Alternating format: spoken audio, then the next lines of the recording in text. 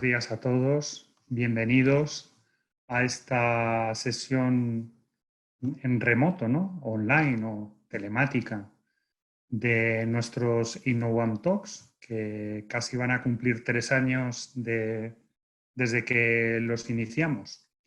Espero que estén ustedes todos bien de salud y también de ánimo, ¿no? Porque ya que vamos saliendo de la fase crítica de la enfermedad, ahora lo que hace falta es recuperar el ánimo y recuperar la vida cotidiana, ¿no? En todo caso, no hemos querido en todo este periodo en la Universidad Autónoma, no hemos querido para nada dejar nuestra actividad, ¿no? Nuestra actividad docente, nuestra actividad también de evaluación de los estudiantes y nuestra actividad de investigación, pero tampoco la tercera misión de la universidad, que es la de transferencia del conocimiento que generamos en nuestra investigación, transferencia a la sociedad, ¿no? En forma de impacto social, y dentro del impacto social, pues también el impacto empresarial que eso conlleva. Y de eso se trata, estas conversaciones desde la autónoma, desde la Universidad Autónoma en Innovación, pretenden eso. Por un lado, proponemos una temática con una serie de expertos, tanto internos de la casa, profesorado de la casa, como expertos externos. Y luego hay una segunda fase, esta primera fase durará como 1 hora aproximadamente de presentaciones, y en una segunda hora pues se podrá realizar entrevistas personales, pues un poco en base a los intereses de cada uno, para fomentar un poco los procesos de colaboración, transferencia, realización de acuerdos y demás. Eso en la universidad hoy en día es algo muy habitual, lo digo para los que son ajenos a esta casa, es muy habitual que podamos celebrar todo tipo de acuerdos, convenios, contratos desde la universidad hacia el exterior, y eso hoy en día lo hacemos de forma muy ligera y muy rápida a través de la Fundación de la Universidad Autónoma de Madrid, que también organiza este evento. Bueno, dicho esto, nos centramos hoy en la temática que nos convoca, ¿no? Que es una temática particularmente interesante, yo diría, ¿no? Como es el turismo y el patrimonio cultural, ¿no? Estamos en un país y también en una comunidad autónoma, en una región como es Madrid, que son singularmente ricos en turismo de toda naturaleza y en patrimonio cultural. España es uno de los países pues verdaderamente punteros en ambos aspectos, ¿no? O donde ambos aspectos precisamente se entrelazan. Y en este sentido, pues queremos hacer una aportación desde la universidad en el sentido de que la ciencia, el conocimiento, el estudio, el diálogo, digamos, desde el conocimiento, tiene todo el sentido para el desarrollo de este sector amplísimo, ¿no? Como es el turismo y patrimonio.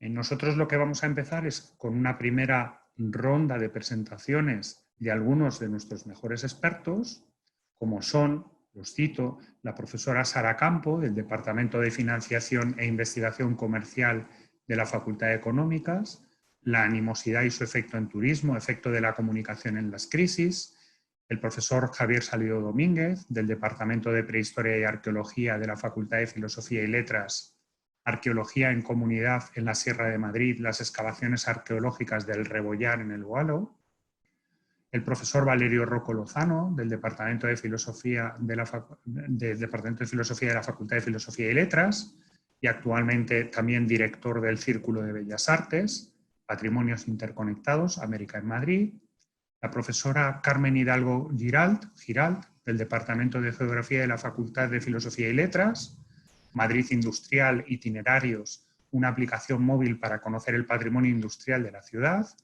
el profesor José Miguel Rodríguez Antón, del Departamento de Organización de Empresas de la Facultad de Ciencias Económicas y Empresariales, posibilidades de aplicación del modelo de economía circular al sector hotelero, y la profesora María del Mar Alonso Almeida, del Departamento de Organización de Empresas de la Facultad de Ciencias Económicas y Empresariales, Ecoinnovación y Economía Circular en las medianas y pequeñas empresas. Como ven, todas las temáticas que nuestros profesores cuyas ponencias van a impartir, yo creo que son de enorme actualidad y precisión desde el punto de vista de la realización de estudios y de investigación muy precisa en la temática que nos convoca. Por parte de la innovación que se produce en entidades externas a la universidad y con las que queremos colaborar, con algunas ya colaboramos de hecho, tenemos a doña Isabel Baquedano Beltrán, que es jefa de área de producción de la Dirección General de Patrimonio Cultural de la Comunidad de Madrid,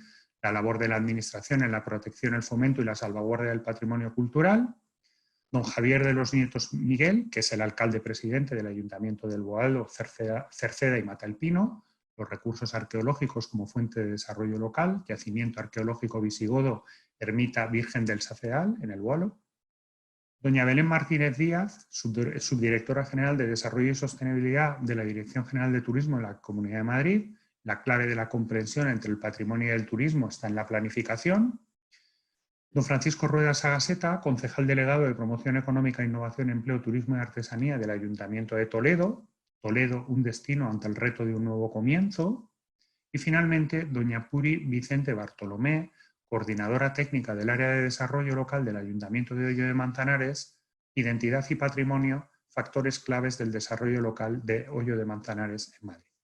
Como ven, tanto las temáticas de nuestros profesores e investigadores de nuestra universidad, como aquellos colaboradores, amigos y de entidades externas que van a participar en la primera fase, pues prometen títulos y ponencias realmente significativas. Como digo, luego habrá un turno de ruegos y preguntas que ya desde la Fundación se guiará y finalmente encuentros bilaterales pues para llegar a cualquier tipo de acuerdo en el que desde la universidad podamos colaborar para el fomento de la transferencia. Sin más, cedo la palabra a la señora decana, doña Patricia Martínez García, decana de la Facultad de Filosofía y Letras de nuestra universidad, porque pues, es público y notorio que esta facultad pues, está en es uno de los centros, digamos, de lo que es el turismo y patrimonio cultural en lo que respecta al estudio, a la investigación y a la transferencia en nuestra universidad. Así que sin más, Patricia, cuando quieras, te cedo la palabra. Bueno, pues muchísimas gracias. Bueno, lo primero que quiero hacer es agradecerle al vicerrector, a Javier Ortega, al director de la Fundación, Fidel Rodríguez, su invitación para participar, para asistir a esta jornada y participar en este acto de bienvenida. Es muy grato veros a todos, bueno, o intuir que estáis ahí, ahora os iré viendo a todas y a todos, pero de verdad que es muy grato tener esta oportunidad, ¿no? de vernos o de encontrarnos, aunque sea a través de una pantalla, en estos tiempos en los que echamos tanto de menos las reuniones, las conversaciones, los encuentros académicos que nos dan la oportunidad de compartir ideas, experiencias y proyectos. Y también quiero agradecer calurosamente a todos los participantes su presencia hoy aquí y sus aportaciones, todas ellas de gran valor, de gran interés a esta jornada sobre bueno, pues una cuestión muy de actualidad, una cuestión de gran interés como es la innovación en el mundo del turismo cultural y del patrimonio. Lo primero que quiero hacer es daros mi enhorabuena, mi más sincera enhorabuena por esta magnífica iniciativa, por el formato tan dinámico y versátil que ofrecéis y por el enfoque que se propone, que orienta el debate hacia un campo de reflexión con unas posibilidades de desarrollo muy interesantes y muy amplias. Como señalaba el vicerrector, por una parte, favorece la vinculación transversal, la transversalidad, que es una palabra muy de moda, muy de actualidad, pero que no siempre se utiliza correctamente. Y en este caso sí que tenemos un ejemplo realmente de colaboración, de encuentro en transversalidad que vincula distintas disciplinas, las humanidades, las ciencias económicas y empresariales, las nuevas tecnologías, y que favorece también la colaboración de distintas instituciones. Esto es muy importante. La universidad, la administración pública y el sector empresarial.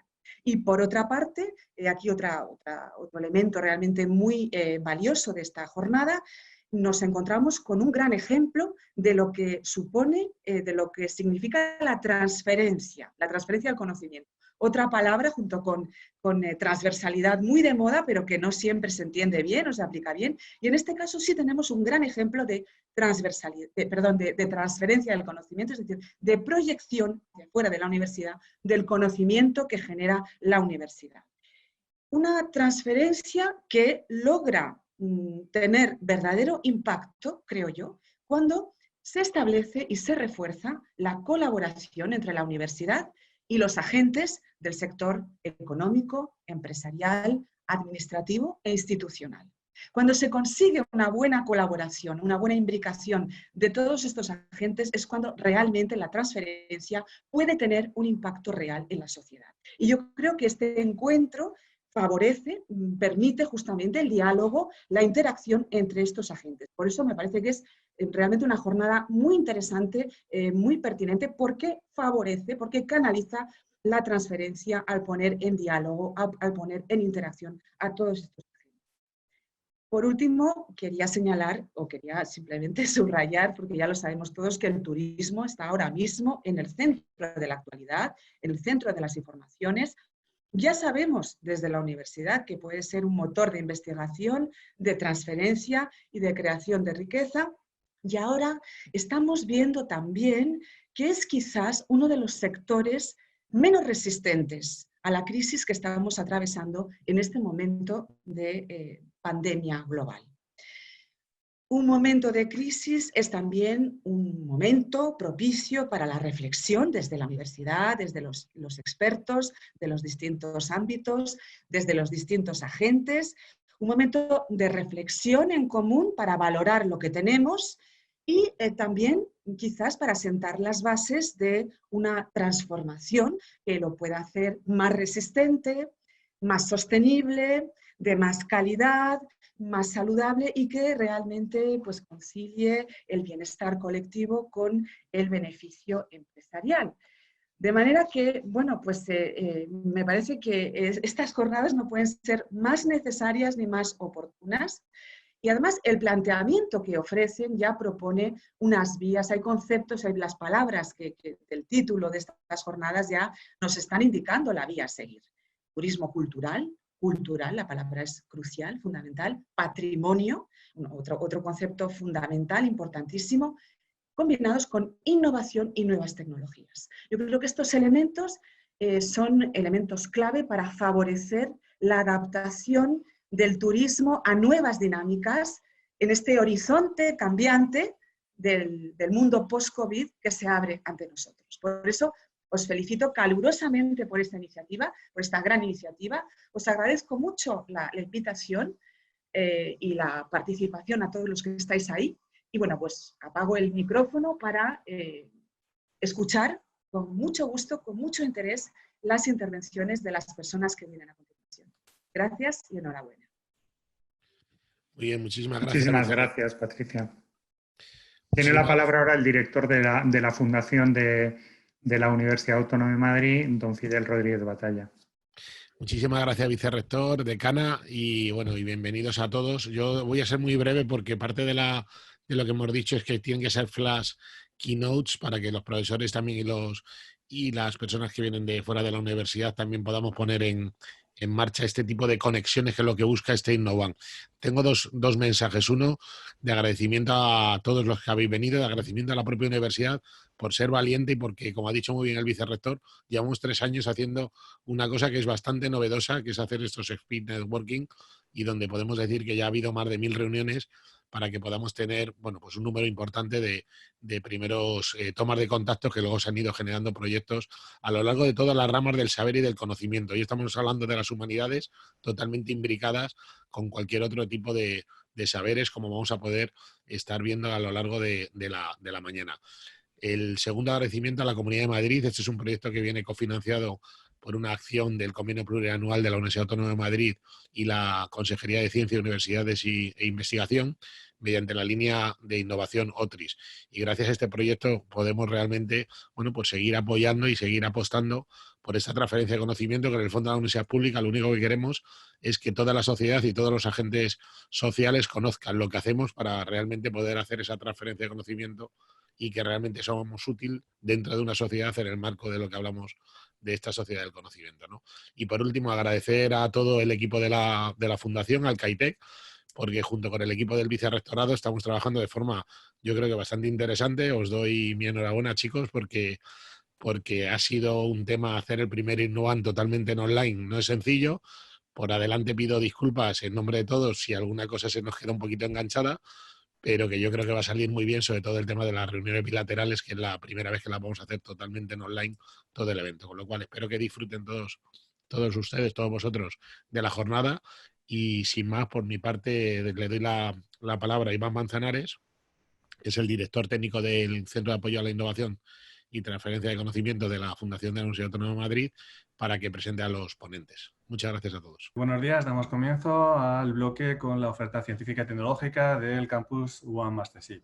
Comienza la profesora Sara Campo, del Departamento de Financiación e Investigación Comercial de la Facultad de Ciencias Económicas y Empresariales, con una ponencia bajo el título de la animosidad y su efecto en el turismo. Yo soy Sara Campo, profesora del área de marketing de la Facultad de Económicas, y os voy a presentar una investigación que desde hace algunos años llevo desarrollando con dos compañeras, una de la Universidad de Boğaziçi en Estambul y otra de la Universidad de Nebel en Israel, muy centrados en el tema de la gestión de crisis, que yo creo que hoy en día está bastante, está justificado, ¿no?, hacer investigación en este ámbito. La inseguridad es un fenómeno globalizado y las crisis de seguridad en turismo son bastante inevitables porque se generan por factores exógenos que están fuera del control. Los países que están sometidos a conflicto, como es el caso, por ejemplo, de Turquía o de Israel, suelen verse como destinos arriesgados, pero además es habitual que la información emitida por los medios de comunicación pues muchas veces exageren la gravedad del asunto, esté sesgada, y eso pues al turismo le afecta muchísimo. Para estos países la percepción de riesgo es un tema importantísimo que deben manejar bien, porque un conflicto continuado y esta comunicación sobre el conflicto también de forma continua hace que el daño en el destino sea muy fuerte y difícil de recuperar en el largo plazo. Hasta este momento, el riesgo percibido se había considerado desde el punto de vista de la violencia, incidentes relacionados con delincuencia, terrorismo, guerras, disturbios, pero nosotros desde hace como 5 años llevamos investigando sobre el tema y hemos defendido que es un concepto mucho más amplio que incluye problemas medioambientales, de salud, económicos y respeto a los derechos humanos. Por ejemplo, bueno, esto se ve hoy en día que es así porque, por ejemplo, China es un país seguro desde el punto de vista de la violencia, pero hasta ahora los altos niveles de contaminación hacían que el riesgo fuera alto y, qué más de decir, pues el tema sanitario ha hecho que la violencia pase a un segundo plano y sea ahora el riesgo de salud un tema fundamental para impedir viajar a los turistas. La literatura sobre la gestión de crisis propone estrategias de comunicación para mitigar estos efectos negativos, pero hasta ahora nunca han sido probados de forma empírica. Nosotros hemos hecho un diseño experimental con mensajes de comunicación sobre los incidentes con el fin de ver en qué medida pueden mitigar los efectos negativos de una crisis o de un riesgo. El fin último que tenemos es tratar de crear un modelo teórico y evidencias que permitan a los gestores del turismo poder corregir y neutralizar los efectos negativos de cualquier tipo de crisis. Os voy a presentar, el estudio es más amplio, pero os voy a presentar algunas pequeñas pinceladas para que veáis un poco en qué estamos trabajando. Hemos hecho una investigación bastante amplia, centrada en turistas de Estados Unidos, en torno a unos 10.000 individuos y con dos destinos que continuamente están en crisis, que es Turquía e Israel. Os voy a presentar lo que hemos hecho en el caso de Turquía.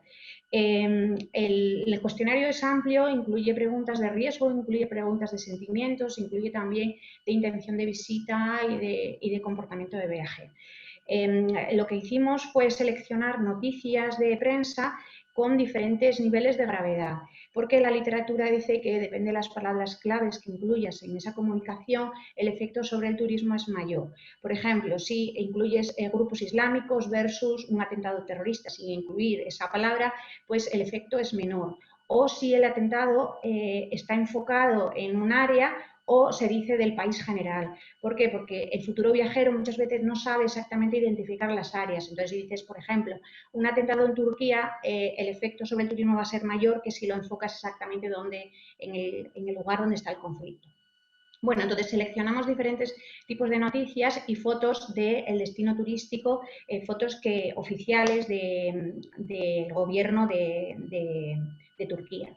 Los individuos fueron asignados aleatoriamente a las noticias, noticia más fotografía, solo fotografía y un grupo de control que no recibía ningún tipo de estímulo.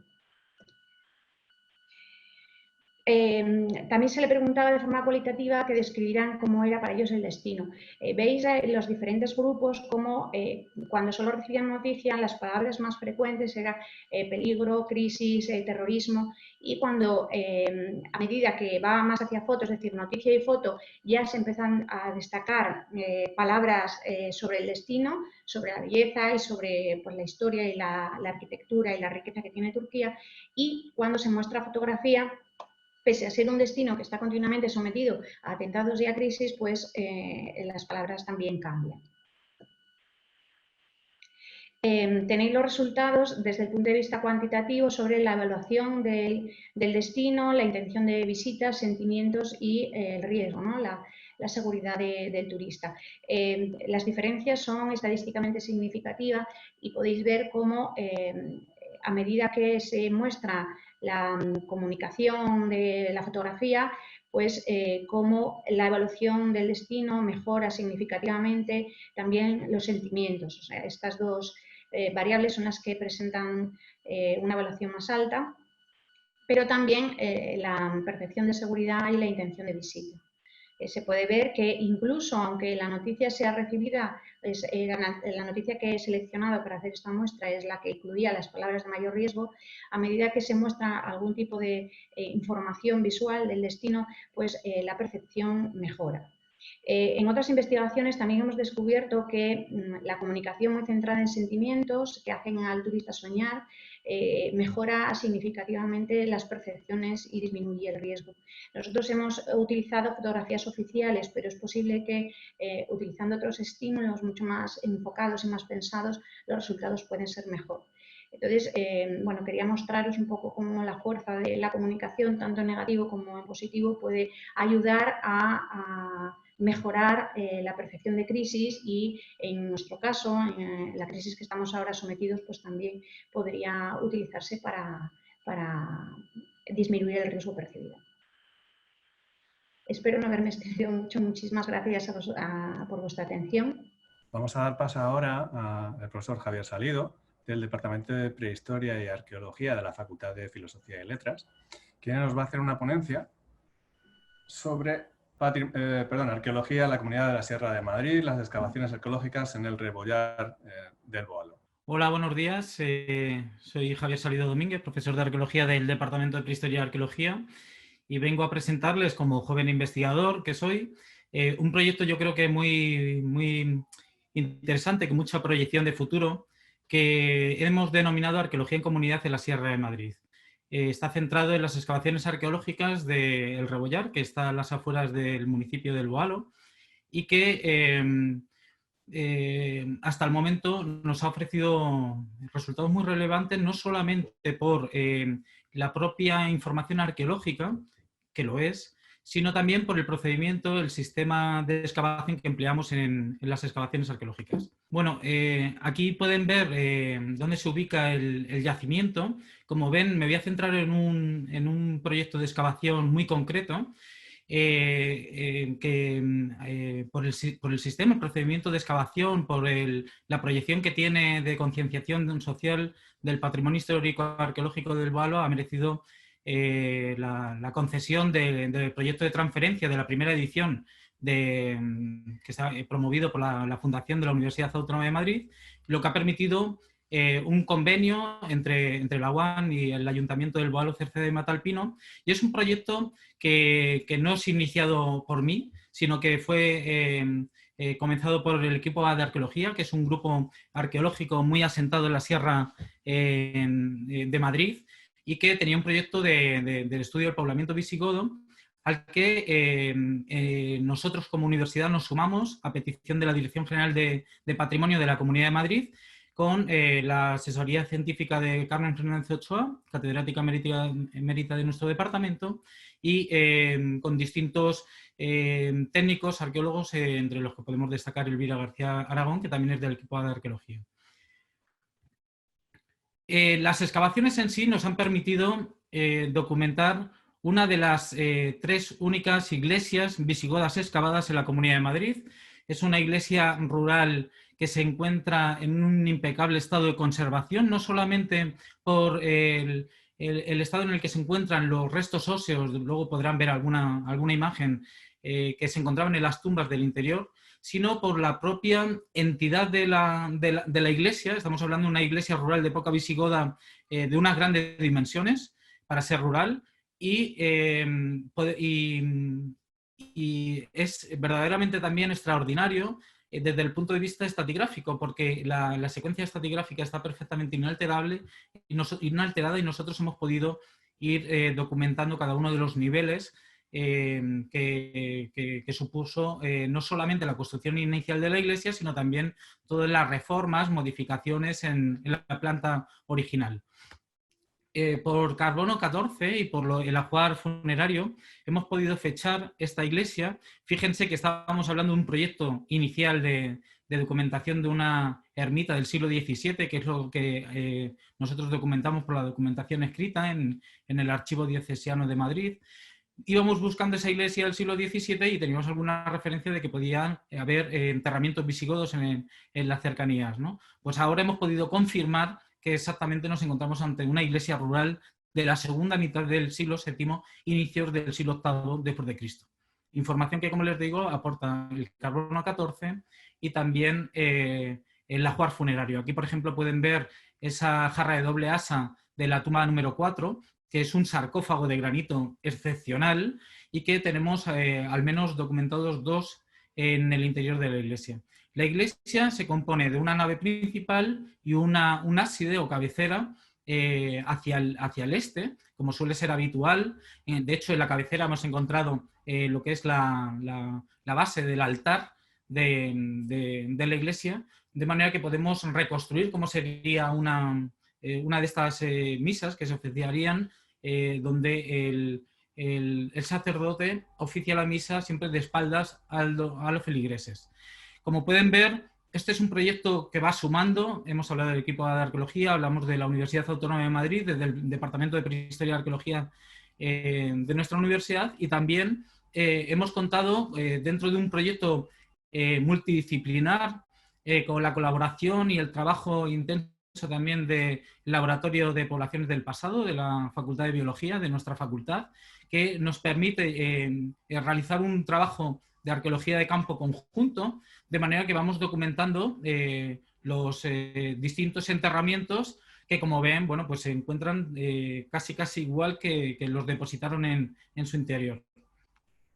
Asimismo, debemos destacar dentro de ese carácter multidisciplinar del proyecto todo lo que tiene que ver con las tareas de restauración y conservación de la iglesia, tanto de los bienes muebles como inmuebles, a través del Servicio de Conservación, Restauración y Estudio Científico del Patrimonio Arqueológico, también que tiene su sede en nuestra universidad, la Universidad Autónoma de Madrid, y donde hemos podido, pues, o han podido los técnicos, restaurar los distintos materiales.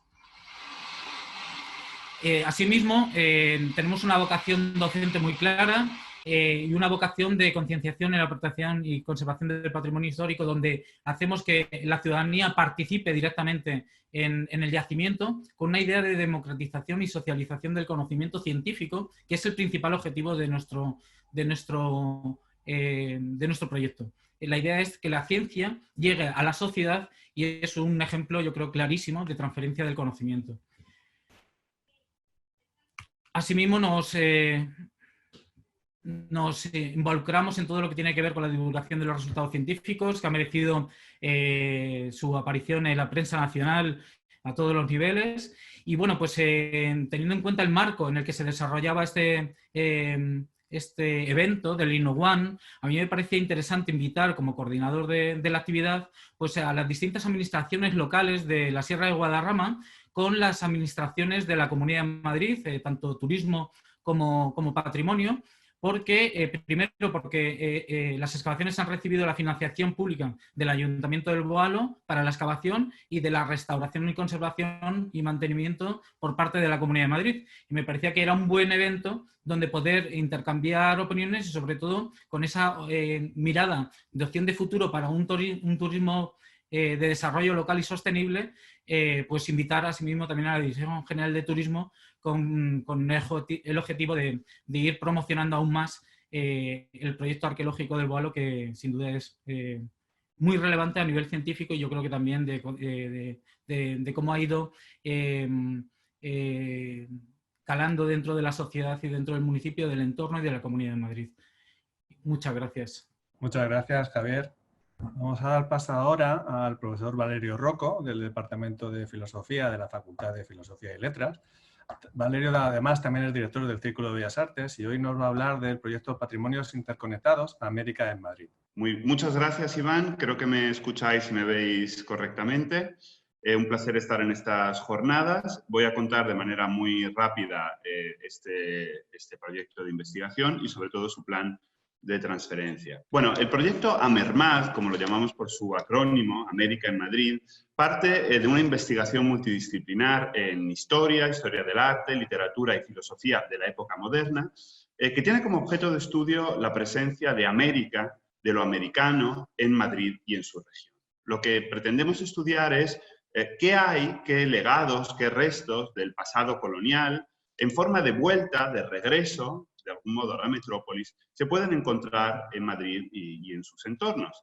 Y se trata realmente de un resto o de un legado muy complejo, porque afecta evidentemente a lo que llamamos un universo documental, es decir, una serie de documentos que se pueden encontrar en numerosos archivos de nuestra región, un universo material de carácter monumental, cultural, artístico, pero también de objetos de uso común que se importaron de América y que en muchos sentidos siguen estando presentes en nuestra cotidianidad. También hay, digamos, una serie de elementos inmateriales, unas costumbres, unas prácticas culinarias, en su momento unos usos militares, unos cultos, pensemos por ejemplo el culto a las vírgenes negras que empieza a importarse en la modernidad en Madrid, y también prácticas de consumo que determinan de manera fundamental la identidad de Madrid y su región desde la modernidad hasta hoy. Y por último, una complejidad biológica de carácter fundamentalmente botánico, una serie de especies que se importan desde América y que constituyen una riqueza que se puede ver en lugares como el Jardín Botánico de Madrid, pero también en otros lugares de nuestra región.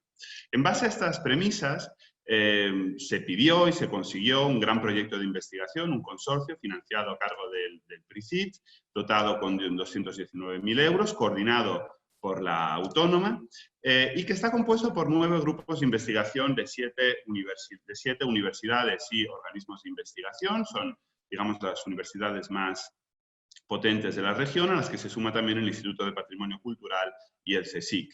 En concreto, hay 3 grupos de la UAM que colaboran en el proyecto, uno de la Facultad de Filosofía y Letras, multidisciplinar. El coordinador de este grupo, que es también el coordinador general del proyecto, es Antonio Álvarez Osorio. Un grupo de turismo, ¿no?, de la Facultad de Económicas, y también un grupo de Ingeniería Informática de la Escuela Politécnica Superior. Estos 3 grupos, como veremos ahora, tienen distintas competencias en el desarrollo del proyecto. Perdón, que me he ido, ya está. ¿Cuál es el plan de transferencia que tiene este proyecto y que se planteó desde un primer momento muy enfocado a la relación entre patrimonio cultural y turismo, y de hecho recibió una financiación, una cofinanciación por parte del Vicerrectorado de la Universidad Autónoma de Madrid en el programa de transferencia del año pasado? Pues nosotros planteamos la transferencia en 3 direcciones: hacia el ámbito tecnológico, con el desarrollo de apps fundamentalmente destinadas a diseñar recorridos turísticos por Madrid y por su región basadas en las preferencias de los usuarios y una serie de filtros que cada usuario puede establecer en virtud de sus intereses, de su procedencia, de cómo quiere desplazarse, etc. Una serie de elementos de transferencia hacia el ámbito propiamente turístico e institucional, cómo atraer turistas en base a este campo de conocimiento que se abre gracias al proyecto, y también una pata, por así decirlo, de divulgación científica a través de revistas, de publicaciones, hacer consciente al público en general, a la sociedad en general, de esa riqueza patrimonial de lo que podemos llamar América en Madrid. Creemos además que este proyecto tiene hoy un especial impacto social y en términos de integración de las comunidades latinoamericanas que viven en Madrid y en su región, y también para desarrollar flujos turísticos a zonas poco habituales de nuestra región, pero que sí que pueden contar con ese resto, con ese patrimonio americano, y por lo tanto acoger turistas interesados en ese tipo de experiencias. Las empresas y las entidades en las que estamos pensando son, por lo tanto, empresas tecnológicas que nos estén ayudando a desarrollar esas aplicaciones y otros elementos que queremos implantar en los distintos lugares de interés, empresas del sector turístico para captar visitantes, por tanto, hoteles, turoperadores, compañías aéreas, empresas editoriales de revistas y de libros que nos puedan apoyar en esa labor de concienciación social y, evidentemente, administraciones interesadas o bien en la cuestión estrictamente del turismo, atraer ese tipo de turismo hacia su territorio, o bien en el impacto social en términos de integración de determinadas comunidades. Y para terminar, estas son las entidades asociadas que ya participan en el proyecto. Como veis, hay hoteles, hay empresas tecnológicas, hay editoriales, hay entidades de carácter investigador latinoamericano que nos ayudan a diseñar la investigación desde allí. Y luego hay entidades culturales, pues como veis también está el Círculo de Bellas Artes, pero muchas otras que son fundamentales para el completo desarrollo cultural de este universo que llamamos América. Y con esto termino y espero, bueno, que os interese lo que estamos investigando. Muchísimas gracias, Valerio. Es el turno ahora de la profesora Carmen Hidalgo, del Departamento de Geografía de la Facultad también de Filosofía y Letras de la Universidad Autónoma de Madrid, que nos va a hablar sobre el Madrid Industrial Itinerarios, es una aplicación móvil para conocer el patrimonio industrial de la ciudad. Adelante, Carmen. Buenos días, me gustaría presentaros el proyecto Madrid Industrial Itinerarios, una aplicación móvil para conocer el patrimonio industrial de la ciudad. El equipo de trabajo, este proyecto ha sido desarrollado por 3 personas, por Francisco David de la Peña, que él es ingeniero industrial, profesor de la Universidad a Distancia de Madrid, por Antonio Palacios García, que él es profesor del Departamento de Geografía de la Universidad Autónoma de Madrid, y yo que también soy profesora del Departamento de Geografía de la Universidad Autónoma. Tanto Antonio Palacios como yo formamos parte del grupo de investigación Urbitur que coordina el profesor Manuel Valenzuela Rubio. Quería transmitiros 6 ideas básicas sobre el proyecto Madrid Industrial Itinerarios. En primer lugar, fue un proyecto competitivo, obtuvimos financiación de una fundación privada, la Fundación Ergar. Era un proyecto de carácter interdisciplinar. Nosotros intentábamos combinar lo que era la ingeniería con la geografía, con el patrimonio cultural y con el turismo. Era un proyecto interuniversitario donde participaron 2 universidades, la Universidad a Distancia de Madrid, que está especializada en temas de nuevas tecnologías, y la Universidad Autónoma. El equipo de trabajo era muy reducido, éramos 3 personas y prácticamente ninguna teníamos experiencia como IP. El presupuesto era muy escaso, pero a pesar de ello yo creo que el proyecto tuvo una gran repercusión desde el punto de vista científico y desde el punto de vista de la transferencia de conocimiento. El proyecto tenía un objetivo principal, que era dar a conocer el patrimonio industrial de Madrid, que es un patrimonio muy desconocido, utilizando para ello una aplicación móvil que denominamos Madrid Industrial Itinerarios, que nosotros diseñamos y desarrollamos. Ese era el objetivo principal, pero después también había otros objetivos secundarios en el proyecto que estaban vinculados más con temas de mobile learning. El proyecto lo estructuramos en 2 grandes fases. En la primera fase hicimos el diseño y el desarrollo de la aplicación, de la app, y en la segunda fase trabajamos esos objetivos de mobile learning que os he comentado anteriormente. Ahora mismo lo que vais a ver en pantalla, lo que estáis viendo en pantalla es la aplicación Madrid Industrial Itinerarios. Cuando el usuario se descargaba la aplicación, esta era la interfaz que veía. El usuario podía hacer dos tipos de itinerarios, dos tipos de rutas en la ciudad vinculado con el patrimonio industrial, el itinerario 1 y el itinerario 2. Ahora os voy a explicar un poco cómo estaba estructurada la información tomando como referencia el itinerario 1. Cuando el usuario presionaba sobre el botón verde, itinerario 1, a continuación se desplegaba un menú con 10 paradas. Si presionaba en cada una de las paradas, accedía a otro menú donde podía visualizar, podía leer la información sobre cada una de las paradas y sobre el elemento de patrimonio industrial que estuviera viendo en ese momento. Tenía otra opción, que era que si no quería leer, podía presionar el botón azul, podcast 1, y podía escuchar la información de esa parada porque nosotros habíamos locutado esa información. De hecho, lo que es la aplicación terminaba funcionando también como audioguía. Y en cualquier momento, si el usuario presionaba el botón mapa sumo, estaba geolocalizándose en cada una de las rutas y también estaba geolocalizando cada una de las paradas de dicha ruta. O sea, que estaba completamente localizado y ubicado dentro del itinerario. Además, esta aplicación lo que permitía era interactuar con redes sociales, especialmente con Twitter, y también permitía acceder a material audiovisual complementario, tanto fotos como vídeos. Bien, esta es la fase 1 en la que diseñamos y desarrollamos la aplicación. En la fase 2 trabajamos lo que son los aspectos vinculados con el mobile learning. No os voy a comentar la metodología, pero sí os quiero comentar que pasamos una serie de cuestionarios a 60 usuarios de la aplicación y extrajimos dos conclusiones principales. En primer lugar, que los usuarios habían incrementado su empatía hacia el patrimonio industrial, que es un gran desconocido, utilizando esa aplicación, y que además este tipo de herramientas permitían al usuario ser mucho más partícipe en su proceso de aprendizaje.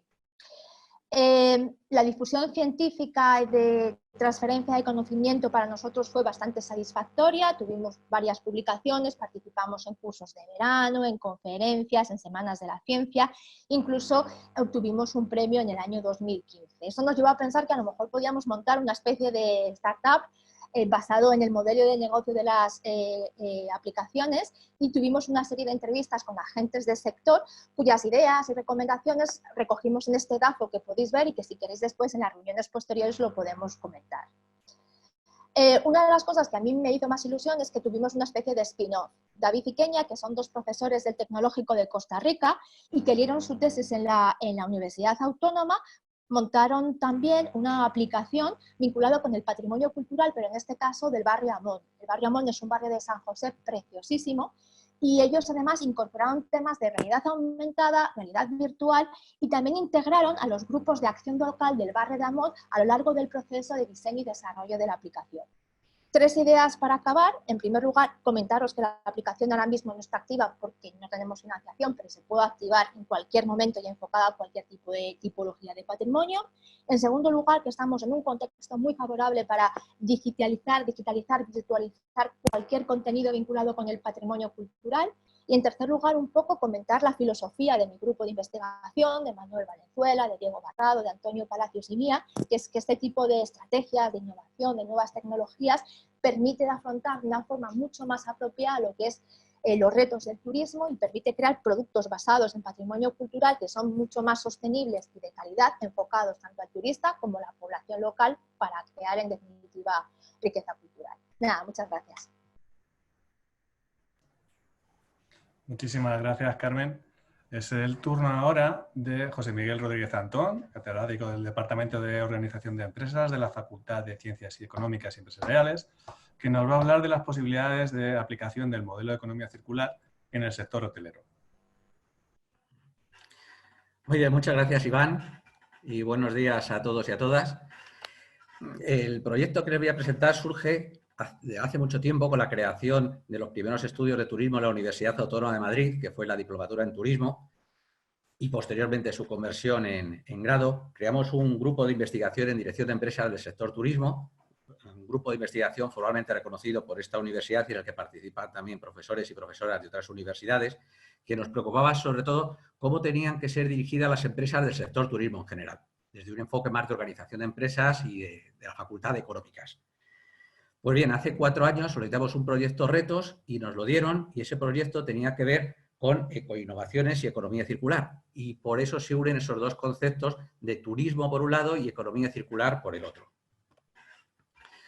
El concepto de la economía circular es relativamente reciente, pero ya desde hace mucho tiempo se empezó a hablar de la circularidad de la economía.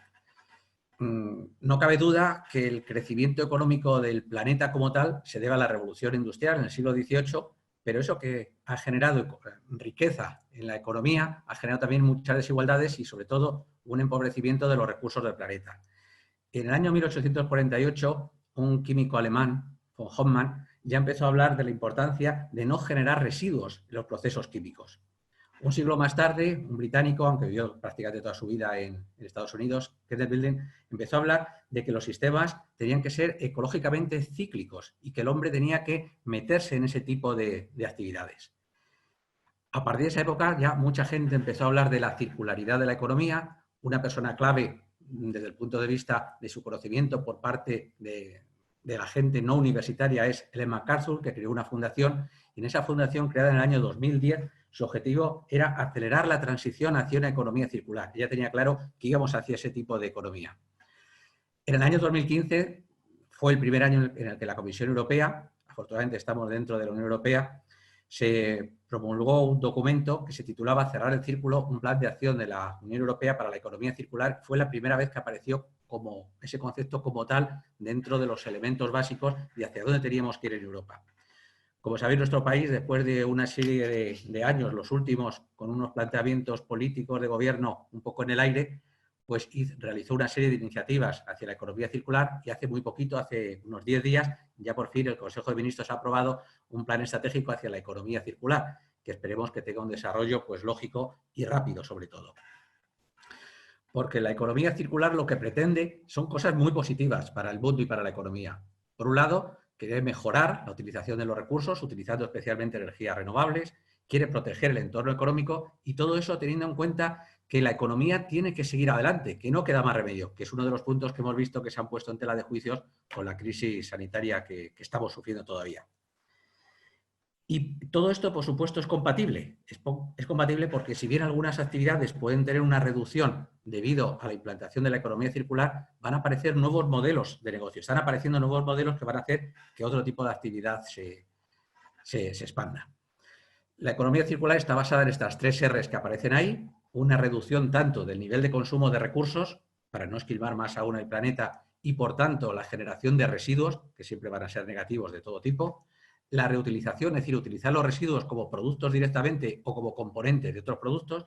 Y por último, el reciclaje, es decir, la utilización de los recursos como materia prima directa tras un proceso específico de reciclaje.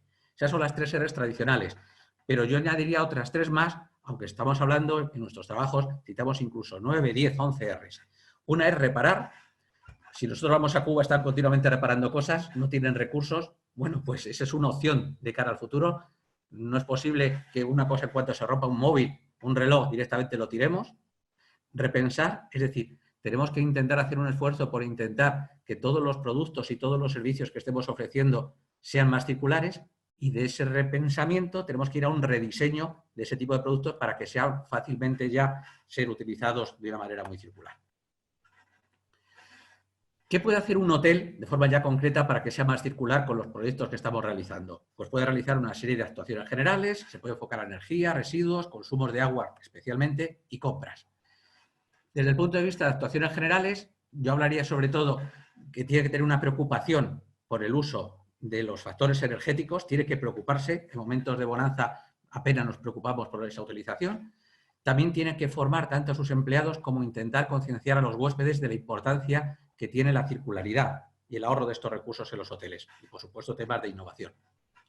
Si hablamos ya de actuaciones relacionadas con el ámbito energético, pues es muy importante utilizar energías renovables, es muy importante que la temperatura de los hoteles no sea de 40 grados en invierno para que no pasemos nada de frío, ni que sea de -5 grados en verano. Mantenimiento preventivo de los equipamientos. Bueno, como antes, utilizando temas de geotermia se puede conseguir esto. Sensores para reducir los consumos tanto en habitaciones como en sectores generales, partes comunes de los hoteles. Podemos ayudar a los clientes con puntos de carga. a que tenemos que utilizar todos los procedimientos que podamos para reducir los residuos a través de su eliminación y también, por otro lado, para intentar que sean reciclables. Cuando nos referimos al consumo del agua, tenemos que intentar que los clientes consuman lo menos posible, tanto para su utilización. Muchos directores de hoteles dicen que parece mentira que los clientes que apenas en su casa se duchan, en los hoteles están continuamente metiéndose en el agua, y tanto eso es así como la limpieza de las toallas, de sábanas y demás.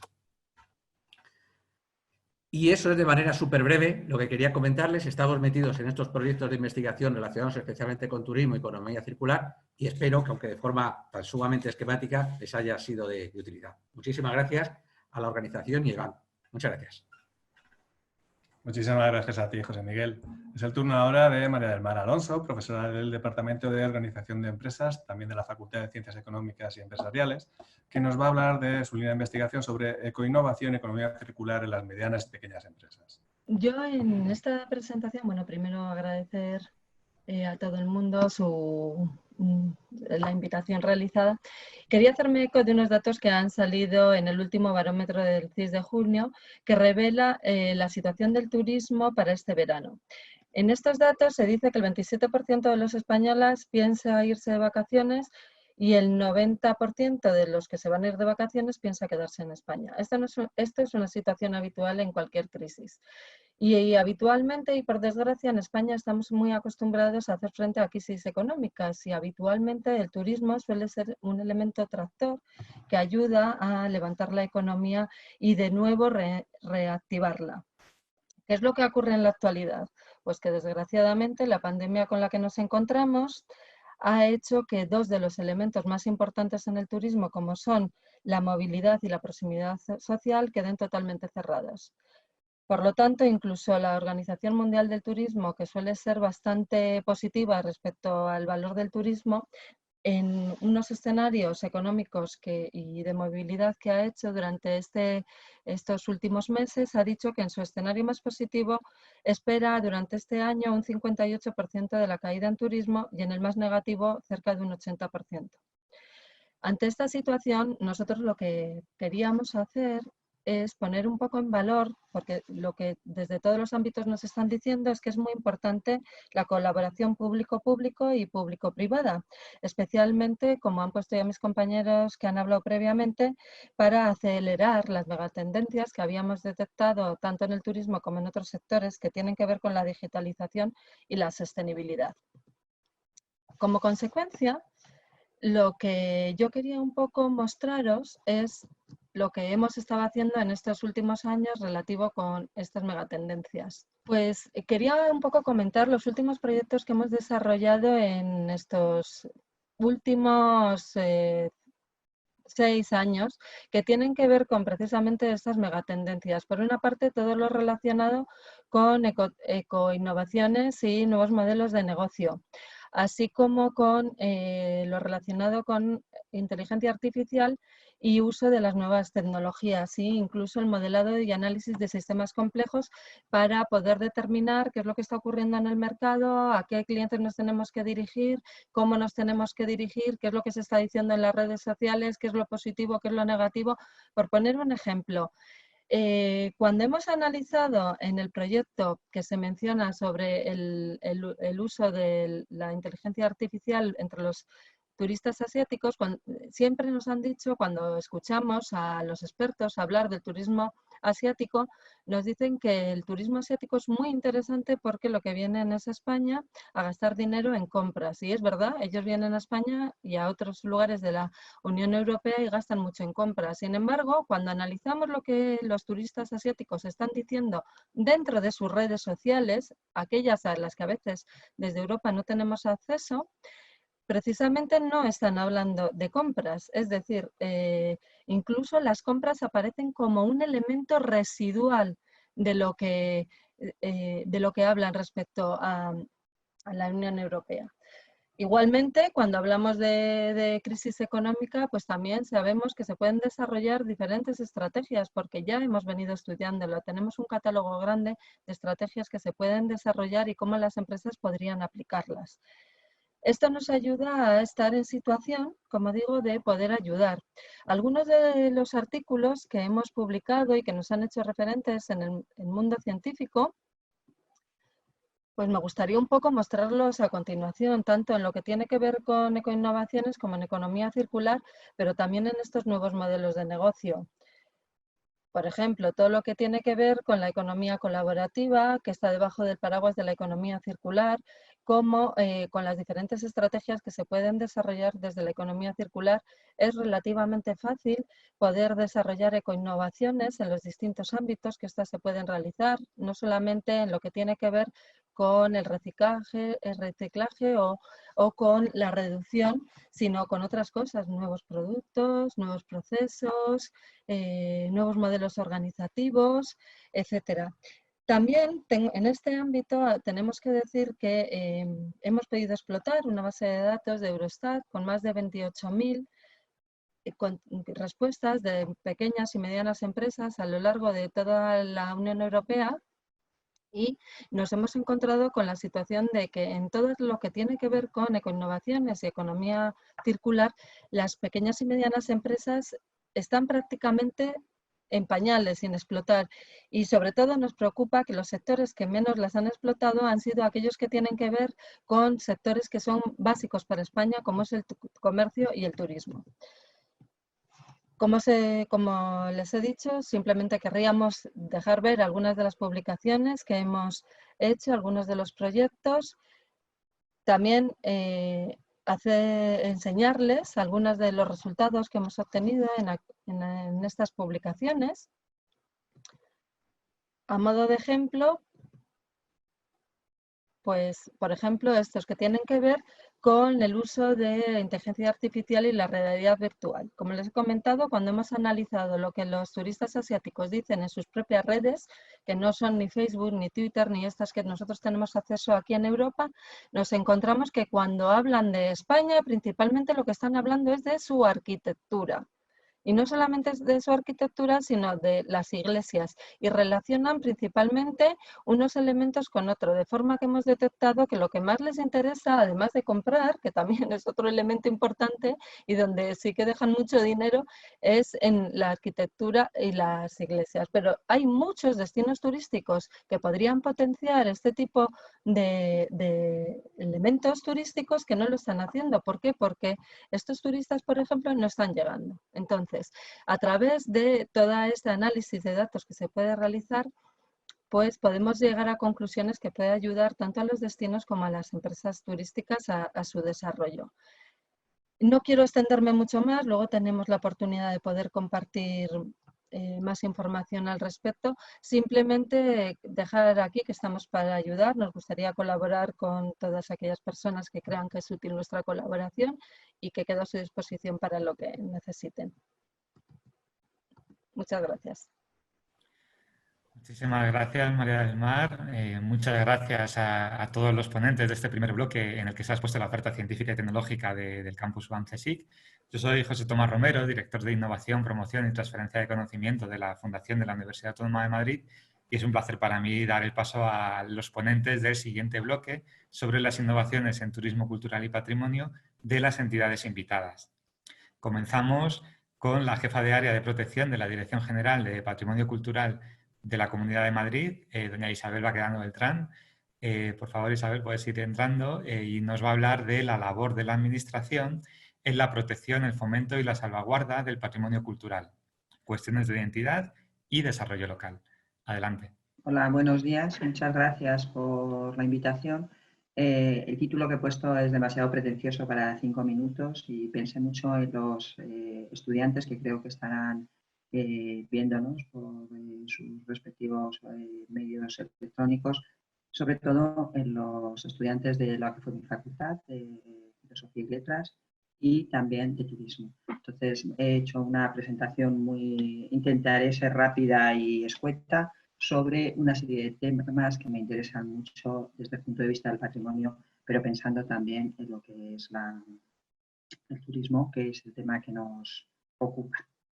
Bueno, lo primero que quería señalar es el patrimonio, la identificación de los bienes patrimoniales. Como os he dicho, yo soy antigua alumna de la Facultad de Historia y la idea que tenía yo del patrimonio y la que tengo en la actualidad, pues no se parecen en nada. Pero a pesar de ello, pues voy a explicar un poco esto. Cuando yo salí de la universidad, el patrimonio estaba muy marcado, eran edificios, eran iglesias, eran palacios, era arqueología. Esa perspectiva histórica y su evolución es importantísima, pero entiendo también que es muy importante fijarnos en los nuevos patrimonios. Los nuevos patrimonios, sobre todo a partir de no solo las dinámicas españolas, sino las internacionales, han unido lo que es el patrimonio cultural y el patrimonio natural. Estos son unos aspectos fundamentales, uno de los aspectos fundamentales que a mí me gustaría destacar aquí, para a la hora, nosotros como técnicos que trabajamos en patrimonio, lo tenemos que proteger por la identificación y la delimitación de los bienes culturales, ya no son tan sencillos, tienen otros, son muchos más amplios, los significados son distintos y la organización y la gestión que tenemos por nuestra parte pues también tiene que ser diferente. Os he puesto una foto del plan de fortificaciones, ya ha hablado Javier Salido de otro de nuestros planes, que es la arqueología social. No voy a hablar de ellos porque no me da tiempo en los 5 minutos que tengo, pero sí quería empezar señalándolos porque son proyectos para hacer transversal el territorio y sobre todo para una de las funciones fundamentales que entiendo yo que tiene el patrimonio cultural, que es el sentirnos propietarios de nuestra propia historia. Voy a ver si sigo. Los orígenes del turismo, bueno, la voy a pasar muy rápido, da igual, creo que no puedo ir hacia atrás, o sí, a ver, esto. Bueno, vale. Los orígenes del turismo, bueno, ya no sé dónde estoy, ahí. Yo los pongo en Grecia, el nuestro. No sé qué me pasa con la presentación, la verdad. Ahí. Los pongo en Grecia, en nuestra cultura. No soy la única, los historiadores griegos hablan ya de turismo y a partir de ahí ha evolucionado mucho, tanto como el patrimonio, lo quería poner un poco para que se viese que son un tema de profundidad, que tratarlo en 5 minutos es difícil, por no decir imposible, y entonces intentaría pasar a otros aspectos. Me gustaría pasar la siguiente, ya. Y otro de los puntos de esto impasse de ideas, así de lluvia de ideas para luego discutir entre todos, es la dimensión económica del patrimonio cultural. Creo que esto se nos olvida muchas veces a la gente que trabajamos en patrimonio. Yo digo que somos como una caja de joyas, donde la caja grande, que sería el patrimonio, y luego los distintos especialistas o gente que nos interesamos por él, estamos metidos en nuestro cajón. Los anillos en un lado, los relojes en otro, y eso que viene pues a que ayuda a que no sepamos la propia fuerza económica que tiene el patrimonio cultural, aunque ya desde el año 96 hubo una tesis doctoral sobre este tema. Yo he puesto 2 datos abajo, que es que la construcción en este país supone el 23% del Producto Interior Bruto y las actividades culturales el 6,9%. Nosotros dentro de eso somos como el 1 y pico, el 2%. Pero aunque solo sean los aspectos que tienen que ver con la construcción, y en esto me refiero no a la nueva construcción, que también, porque si tiene un yacimiento arqueológico, tiene un impacto patrimonial y lo tenemos que controlar, lo que es hacer ciudad, lo que son las ciudades, los cascos históricos, donde, por cierto, los nuevos modelos de construcción van más ahí que a seguir haciendo adosados pues, en los extrarradios de la ciudad, por ejemplo en Madrid, que ya están bastante saturados. Con esto paso a la otra diapositiva, si soy capaz, disculpar, que es lo que yo llamo el homo turístico, lo que nos han presentado. Cuando a mí me presentan proyectos para que yo evalúe, hay unas palabras que me dan mucho miedo, que son desarrollo sostenible o recurso económico, y también, en parte, turismo cultural, porque parece que cuando aparecen estas palabras todo es bueno, todo funciona. He puesto ahí lo de homo turístico y unas fotos de la visita bueno, esto me lo hizo pensar Javier Marías en un artículo maravilloso en El País hace muchos años. Ya sé que no me queda tiempo, sé que me lo voy a saltar, pero es la imagen de la Gioconda. Las filas que hay para ver la Gioconda, cuando llegan ahí, cómo la ven, o sea, haciéndose fotos para decir yo estoy aquí, y cómo las salas, que es la imagen que a mí me impacta más de todo lo que es el Renacimiento italiano del Louvre, que por las que pasan, están vacías. ¿Con esto qué quiero decir? Que existen desequilibrios a veces entre la conservación de los valores patrimoniales y la actuación sobre esos bienes patrimoniales. Ya sé que he cumplido el tiempo, perdona un momento. Las administraciones públicas y los ciudadanos deben asumir o al menos reflexionar sobre la tutela de la explotación. Luego la explotación económica es muy importante, pero hay que ver antes lo que queremos hacer, una evaluación previa antes de que se produzcan los impactos en patrimonio, y me preocupa mucho el tema de la infantilización de esos propios bienes patrimoniales. Con la siguiente diapositiva esta, patrimonio y sociedad, quiero acabar, y me parece que todos, tanto la gente que trabajamos desde patrimonio como desde turismo, estamos en mejores momentos que en las etapas anteriores, porque hay un reconocimiento social y un cambio conceptual. El patrimonio ya es importante, en muchos sitios, o para muchos de nosotros importantísimos, ha dejado de ser una carga económica y un freno en el desarrollo, y se considera un activo económico y social. Y además también mejora a la gente, a la sociedad, aparecen nuevos nichos de negocios, nuevos perfiles profesionales, que son todos nuestros estudiantes que nos están escuchando, que además crean un empleo de calidad. Y el problema que tenemos es que tenemos que trabajar en equipo para salir de esos cajones, y que el patrimonio no valorarlo de una manera acrítica, porque tanto en la gestión que hagamos nosotros como los propios ciudadanos a los que pertenece el patrimonio, no todas las gestiones son idóneas, y lo más importante para mí es que nos preocupemos todos de la tutela, que en una época de crisis, y con esto sí acabo ya, como la que hemos tenido, nuestros monumentos, nuestros edificios han quedado sin protección, y eso es un tema que habrá que reflexionar también cuando salgamos del coronavirus. Muchas gracias, y disculpad si me he pasado mucho en el tiempo. Muchísimas gracias, Isabel. Continuamos ahora con el alcalde presidente del Ayuntamiento del Boalo, Cerceda y Mata del Pino, don Javier de los Nietos Miguel, que nos va a hablar sobre los recursos arqueológicos como fuente de desarrollo local. Yacimiento arqueológico visigodo de la ermita de la Virgen del Sacedal en el Boalo. Adelante, Javier. Pues buenos días a todos y todas, y muchas gracias por invitarnos a esta actividad de cooperación y de colaboración interdisciplinar y administrativa, ¿no? Bueno, el título de la ponencia viene a referenciar que la importancia de generar recursos arqueológicos como fuente de desarrollo local, ¿no? ¿Y por qué? Porque bueno, creemos que son un recurso muy potente. Dentro de los objetivos que un ayuntamiento tiene y que se le reconocen, ¿no? Aparte de los que vienen referenciados en la Ley de Bases de Régimen Local, de 2 de abril del 85, en el artículo 25, pues a mí me gusta interpretarlos de otra forma, ¿no? Y uno es importante en un ayuntamiento que está en una zona rural. El primer objetivo que tendríamos sería el de fijar la población, ¿no? Y el segundo sería el de cómo cuidar a esta población que tenemos en nuestro entorno, ¿no? Eso se puede alcanzar con unos servicios públicos de calidad y también generando recursos para el desarrollo socioeconómico de esta población, ¿no? ¿Cómo podemos ser capaces de generar estos recursos socioeconómicos? Bueno, pues creemos que para eso es fundamental conseguir ser diferentes, ser atractivos e interesantes. Estamos hablando de más de 8.000 pueblos en España y muchas personas que tienen que decidir dónde quieren vivir. Los pueblos están creciendo gracias a esa llegada de nuevos vecinos y vecinas a esas localidades. Y ante esa oferta tan enorme de localizaciones y de posibles lugares donde desarrollar un proyecto vital, tenemos la obligación los ayuntamientos de ser más atractivos, interesantes y diferentes.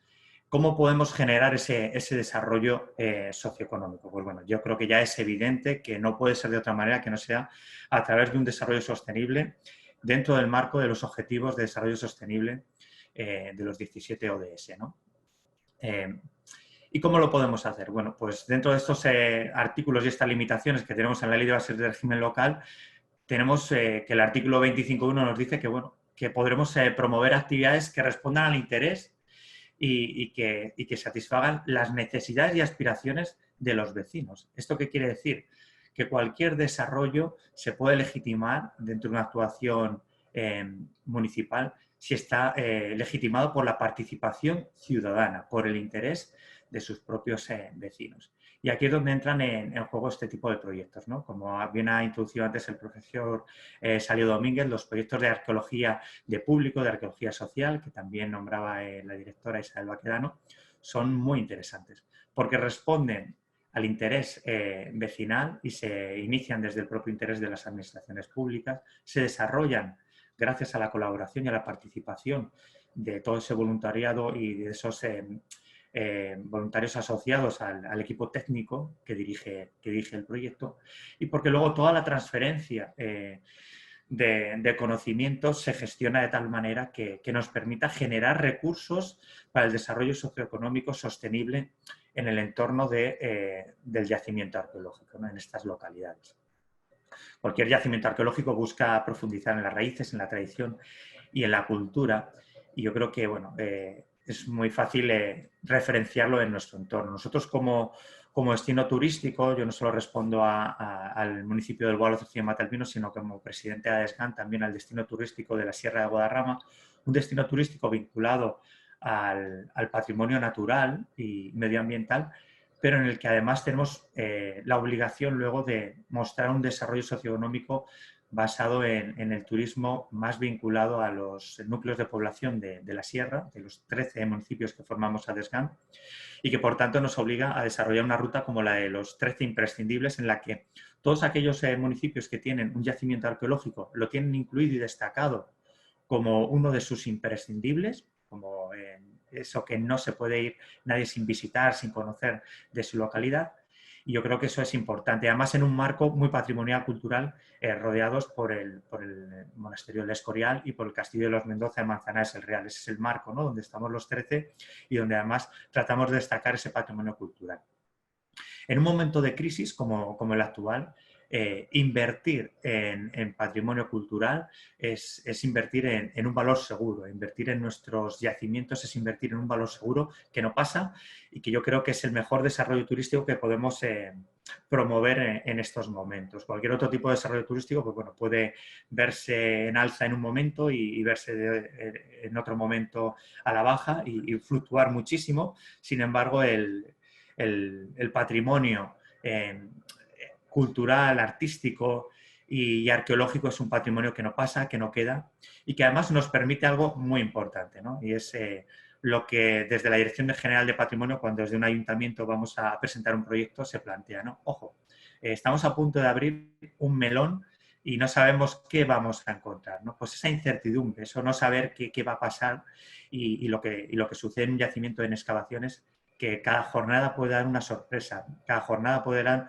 un nuevo hallazgo, un nuevo conocimiento científico, puede dar lugar a una nueva clave que nos ponga en relación con otros elementos de nuestro paisaje, de nuestra cultura que nos rodea, etc. Yo creo que eso genera redes y es muy importante.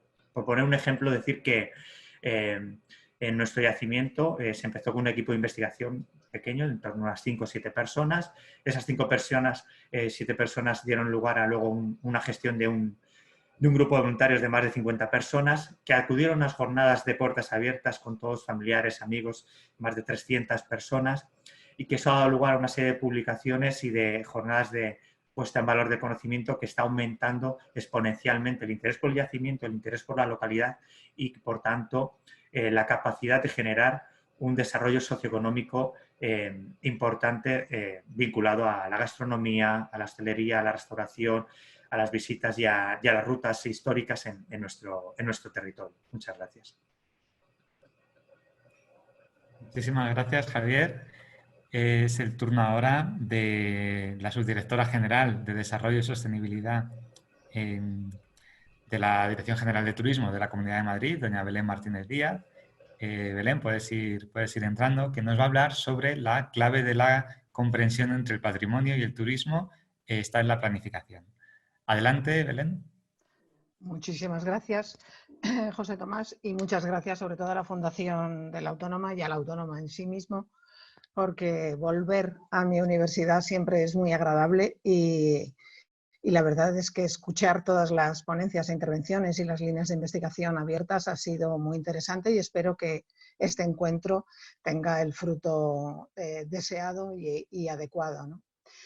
Bueno, yo llevo trabajando procedo, nos lo he comentado, mi formación es de arqueóloga en la Autónoma y toda mi vida he trabajado en torno a la gestión del patrimonio, pero en los últimos 7 años me involucré con la gestión del turismo cultural de la Comunidad de Madrid.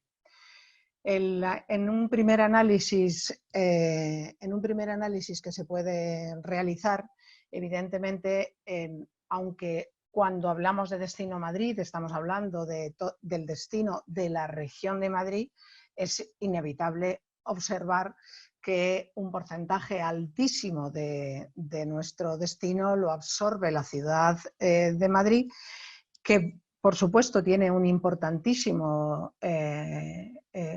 importantísimos recursos patrimoniales y museísticos, pero sobre todo tiene un turismo urbano y de masas que absorbe una gran cantidad de personas y de viajeros. Absorbe y satisface. Pero al mismo tiempo ha generado el crecimiento de esta gran ciudad en nuestra región, ha generado podríamos decirle una sombra, alrededor de su municipio, que sería la corona metropolitana de nuestra región, en la que el crecimiento de las ciudades dormitorios y otros crecimientos industriales pues han hecho desaparecer gran parte de un patrimonio arquitectónico y urbanístico no tan vistoso como una catedral, un monasterio o un tipo de patrimonio monumental, ¿no? Que sí ha perdurado porque gracias a que tenemos la legislación de patrimonio cultural desde hace más de un siglo, ¿no? Entonces,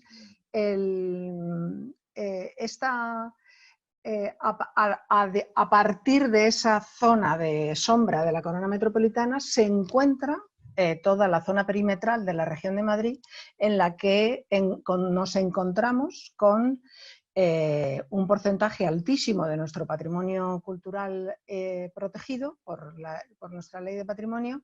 Nos encontramos con casi un 40% de nuestro territorio y ecosistemas ambientales protegidos.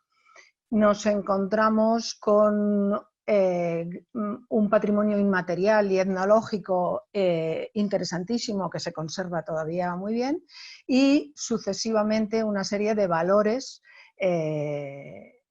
culturales que con unos registros materiales en algunos casos no tan evidentes, como por ejemplo pueden ser los sistemas de caminos o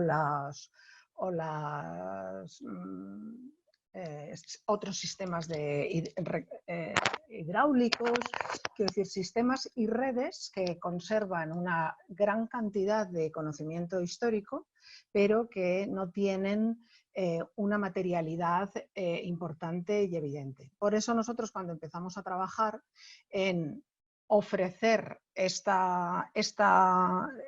todas estas zonas, esta gran zona perimetral a la región de Madrid, empezamos a trabajar con los territorios, porque desde nuestra formación como arqueólogos, pues en lo que estamos trabajando y lo que pretendemos es en una interpretación del territorio. Una interpretación en el territorio en el que se van cosiendo o sumando, como en un sistema de información geográfica, se van sumando todos esos elementos recuperados o por recuperar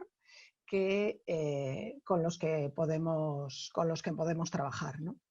Este es un poco el marco en el que estamos desarrollando un nuevo modelo de turismo sostenible. Y no te preocupes, Isabel, que no va más allá. Entonces, hay una cuestión importantísima en el patrimonio para que la relación patrimonio-turismo no sea negativa de cara al patrimonio.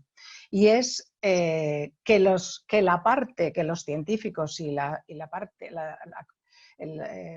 parte de patrimonio consiga establecer una capacidad de carga de cada uno de estos elementos, sea un recurso o sea un destino.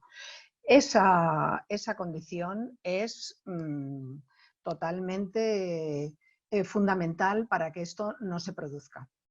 Entonces, nosotros estamos trabajando en este modelo en el que queremos que haya una mayor conciencia de ese conocimiento. Acaban de preceder Javier e Isabel, que trabajan directamente en esta línea también, y encontrar una participación equilibrada de todos esos agentes que trabajan para proteger el patrimonio y sus valores, que la actividad turística que se genere en ella redunde en un retorno para su conservación y para el de las economías de las comunidades locales. Pero, por supuesto, también buscamos que el viajero o viajera que llegue a estos destinos obtenga una experiencia de calidad.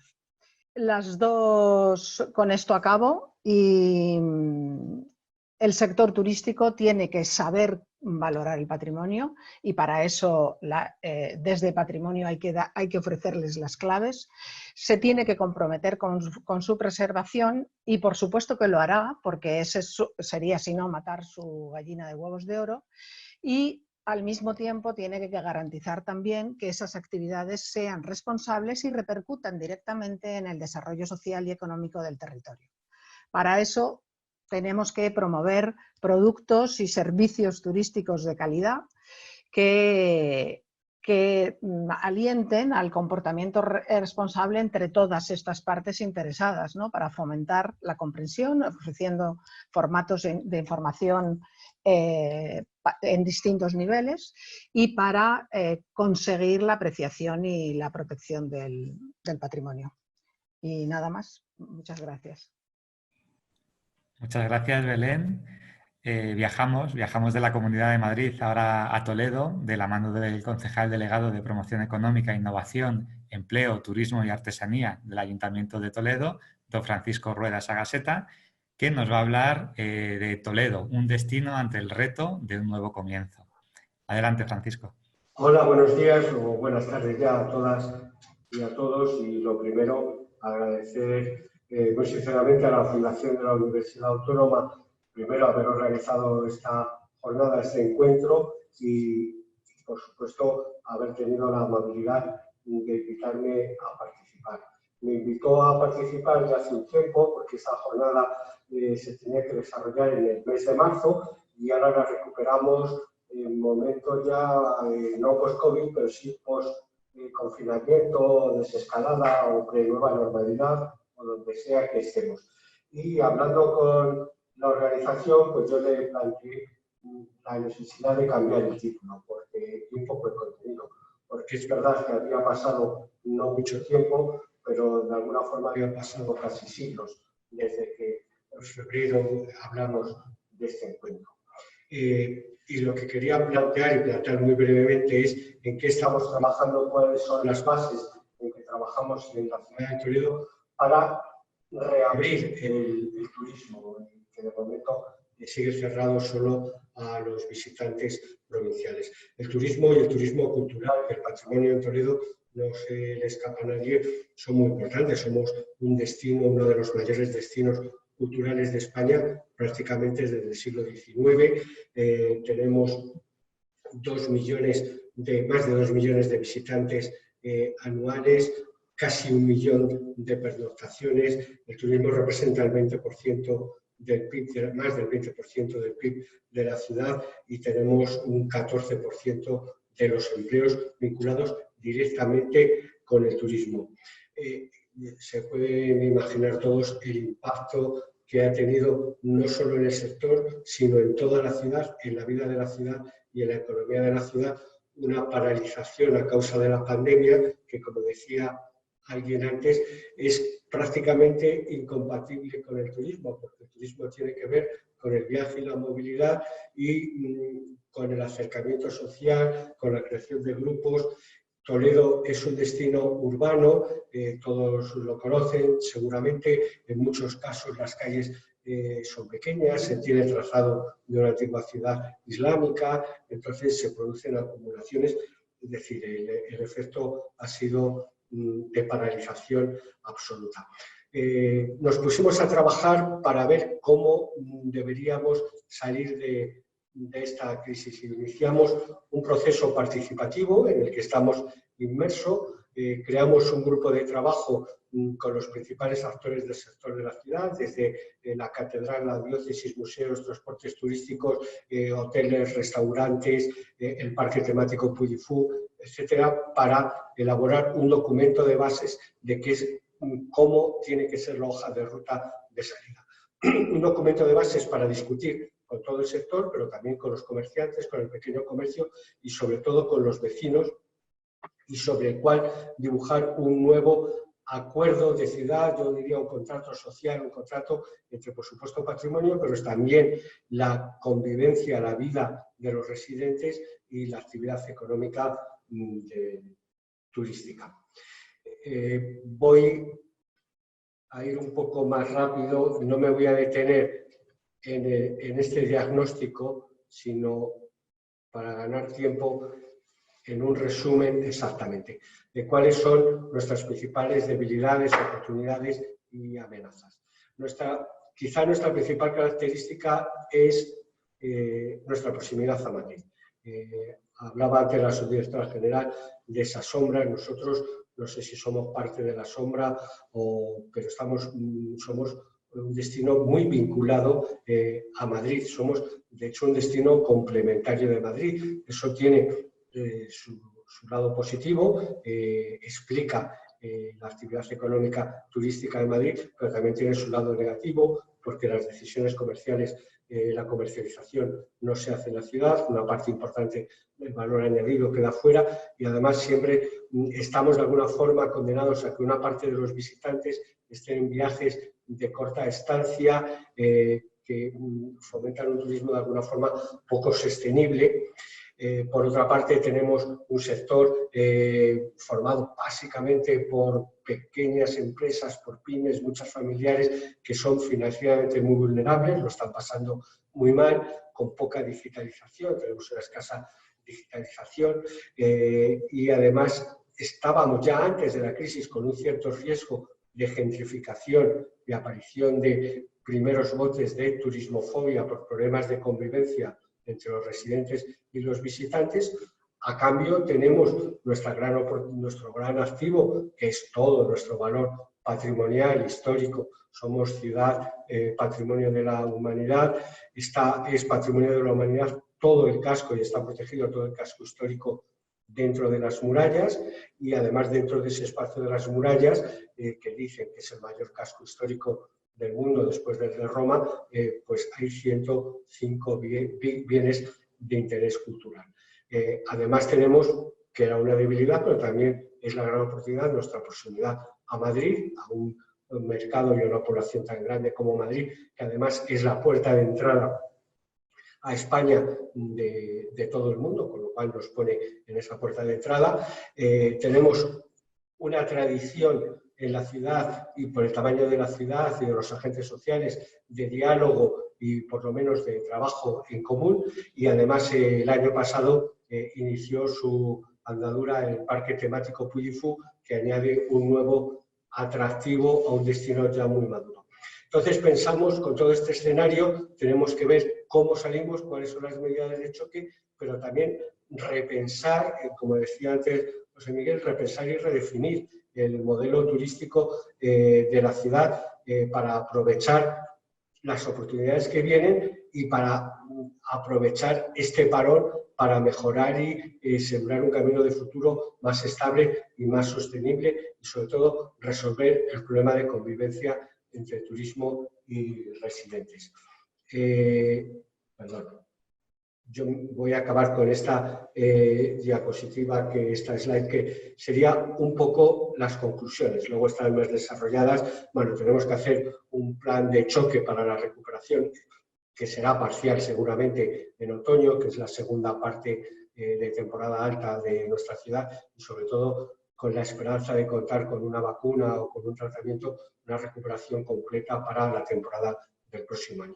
Y tenemos que trabajar básicamente en varias líneas. Ser un destino seguro, que toda la escala de valor, toda la cadena de valor, todas las empresas, incluido el entorno de la ciudad, podamos hacer visibles que somos un entorno seguro. No COVID-free, porque esto no existe, nadie está exento del riesgo, pero sí comprometido, responsable y seguro. Tenemos que trabajar en la digitalización, en eso hemos alcanzado un consenso, hemos empezado a trabajar con la Secretaría de Estado para unirnos a la red de destinos turísticos inteligentes.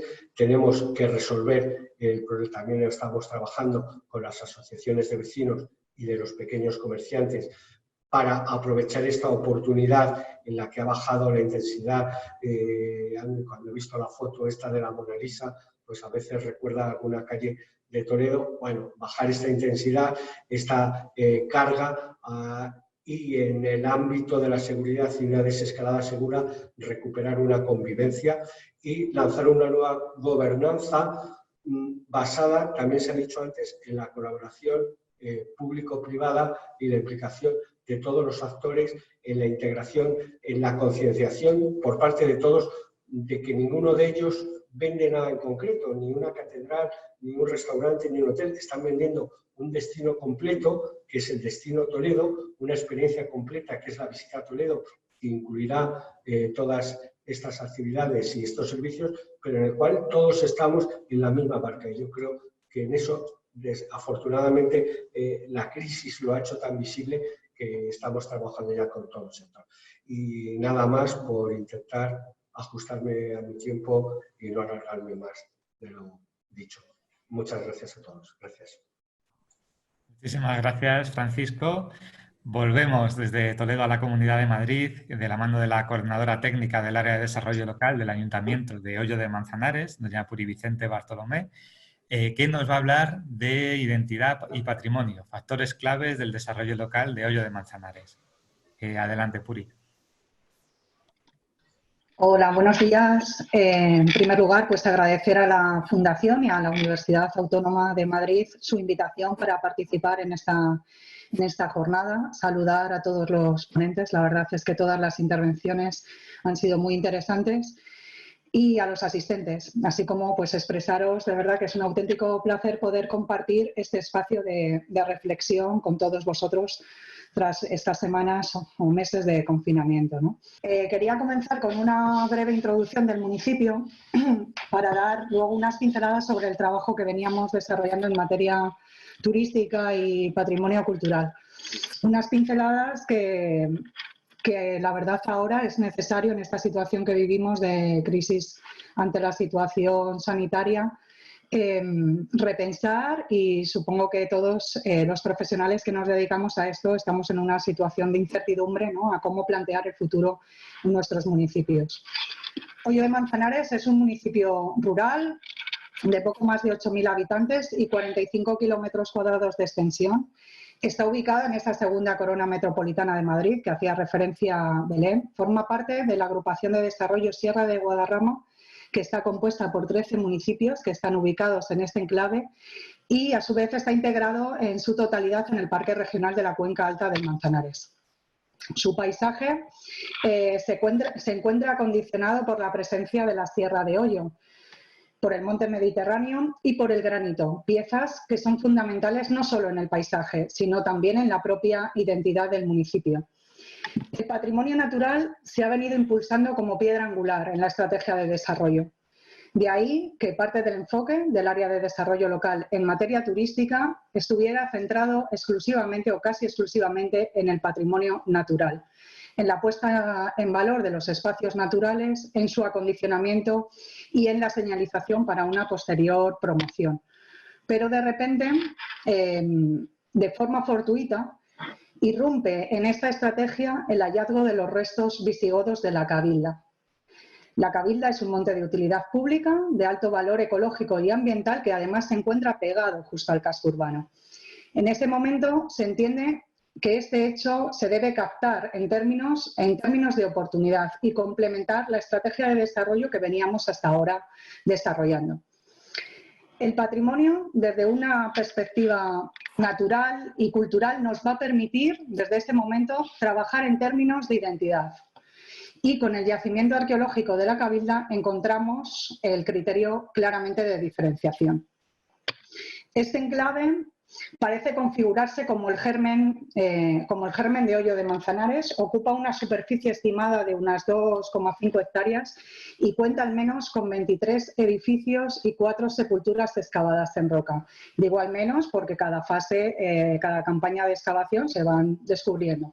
Aún no podemos afirmar que se nos queden esas 23 o que incluso pueda haber más. Las claves de la intervención sobre el yacimiento han sido sobre todo el conocimiento científico y la implicación de la población local a través de la apuesta por la arqueología abierta. Ya se ha hablado en esta jornada de la arqueología abierta. Nosotros, desde la primera excavación y gracias a la propuesta que se nos hizo desde el equipo de arqueología hasta la última, todas las campañas se han llevado a cabo con la colaboración de voluntarios siempre dirigidos por arqueólogos profesionales.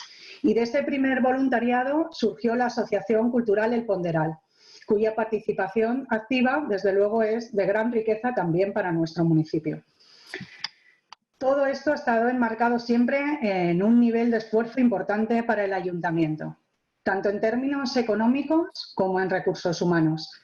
Y este esfuerzo siempre ha contado con el apoyo de la Dirección General de Patrimonio, a través del continuo asesoramiento, de la realización de estudios para la toma de decisiones, así como la financiación de las últimas campañas de excavación.